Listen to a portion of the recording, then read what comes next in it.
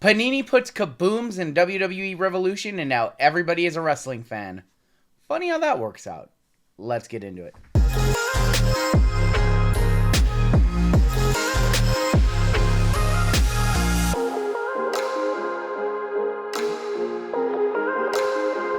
What's going on, YouTube? Welcome back to the channel. Happy Monday, everybody. Run Good coming at you with a brand new battle video. And this one's going to be fun. This is 2023 Revolution WWE taking the hobby by storm. And now everybody is a pro wrestling fan because Kabooms are in this year. And if you are new here, go ahead and hit that subscribe button. And as always, I do appreciate a like on my content. This is a fun one. You guys know we have done every Panini WWE release here on the channel, and I apologize for my voice. We streamed all weekend, and I'm voice a little scratchy, so I apologize if I sound a little different today. We have done every WWE release on the channel, no different, and this one is Revolution, coming out this past Friday for around $100 a box. It is now up to $120 a box, and what can you say? The hobby loves their Kabooms, and now we have everybody is a wrestling fan. It's just crazy how that works out. It almost kind of feels like the Prism hype of last year, where we saw WWE Prism Hobby Boxes debut edition for over $1,000 a box. Hopefully this one doesn't get up too expensive, because as a wrestling card collecting fan, wrestling card collector, it's a fun product, and we really like ripping it in our group breaks. We ripped nearly 2 cases of this on Friday and Saturday. And yeah, it is going to be interesting to see what this box does and the pricing of Kabooms over the next couple of weeks. We saw some outrageous, outlandish sales of the first few Kabooms to hit eBay, and I do think that those will come down to earth. But this is a fun one. We pulled a Becky Lynch and a Brock Lesnar Kaboom over the weekend. We pulled a Galactic Trish Stratus, which was a really nice card, and then we also pulled a 101 Rey Mysterio and some really cool autos along the way. So I'm excited for this one. This today is a box battle. I'm going to be on the right, so I'm going to set my box up here. My buddy Ari Barkin, producer, actor, and wrestling analyst for Kaboom-a-mania, is going up against me today. And we're going to see if one of us can pull a Kaboom from a loose box.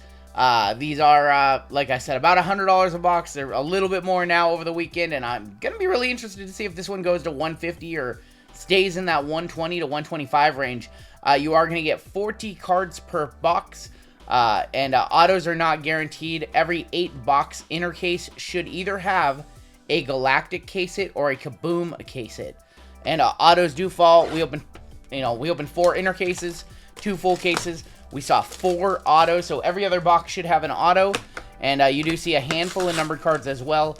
But the big chases are the Kabooms. I personally believe that the big chases are actually the Galactics, because there are, I believe, a 150 card base set, which means there are 150 Galactics, and I believe all the inserts have Galactics as well. So it is much, much harder to hit any one particular Galactic than it is for a Kaboom.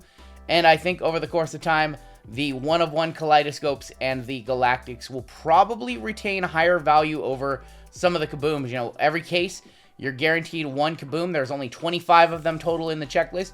But in the Galactics, there's 150 base Galactics, and then I believe all the inserts have Galactics as well.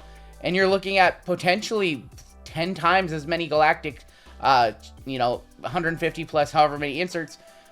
They could be 10 times rarer than your average Kaboom. So I do believe that, even though Kabooms are the chase and Kabooms are hot and the hobby loves Kabooms, the Galactics are what is going to keep this product high.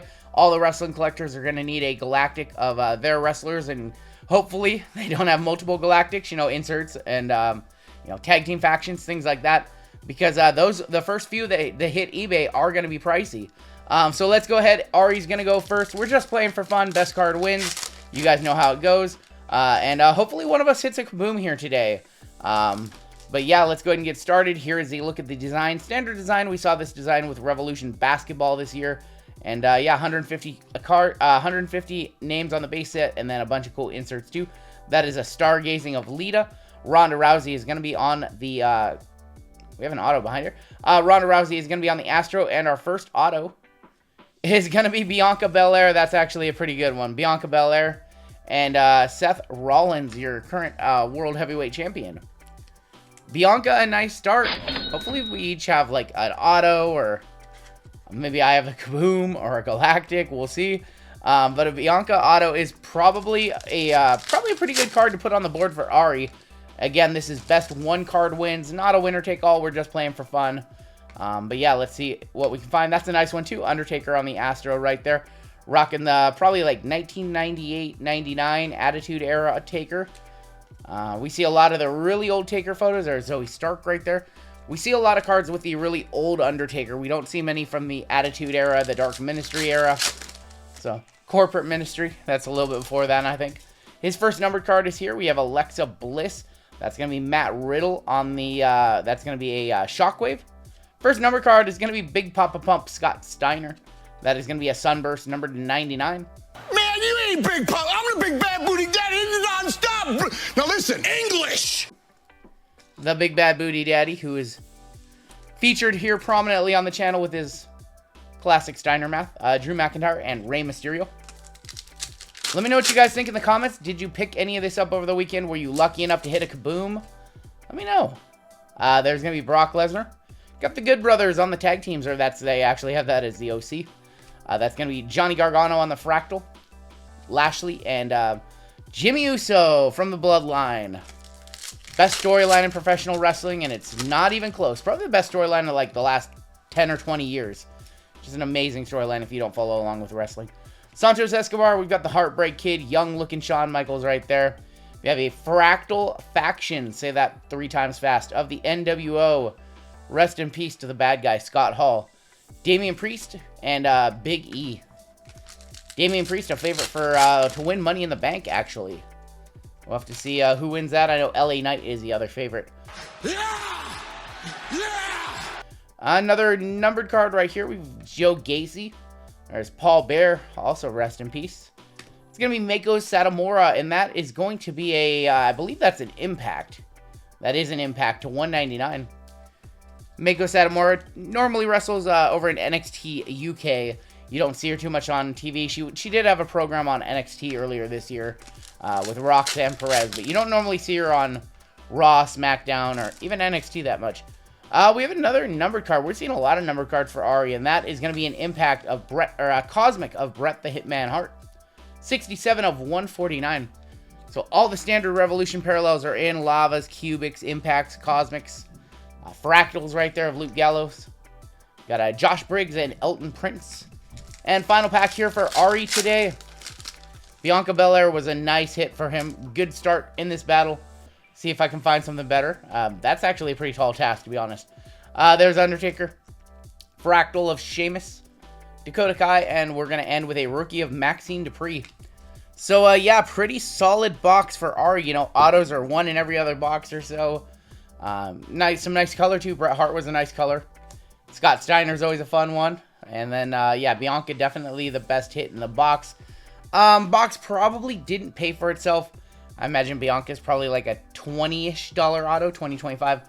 But, yeah, let's see if we can find anything better than a Bianca Belair auto. This is my box right here. And we will have another battle tomorrow on the channel.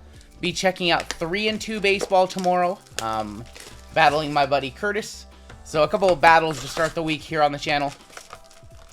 And, yeah, it's going to be another fun week. I'm trying to remember if we have anything releasing later this week. And I don't believe we do.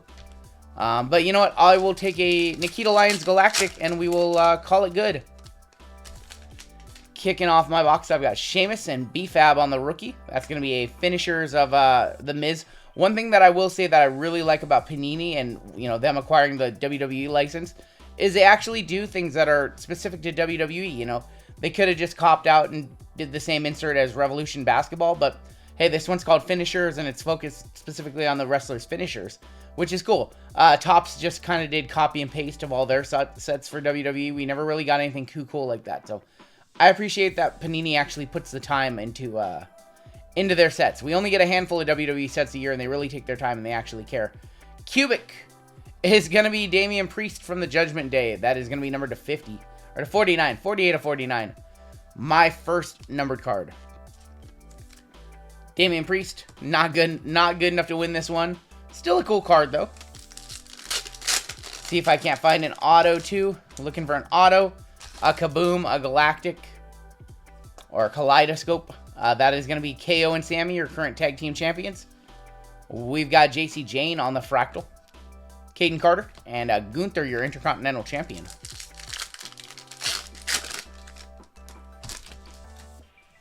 That's going to be Braun Breaker and Apollo Crews. Stargazing, Roman Reigns. He was seeing stars last week on Smackdown. Gunther again, and that's going to be Bray Wyatt.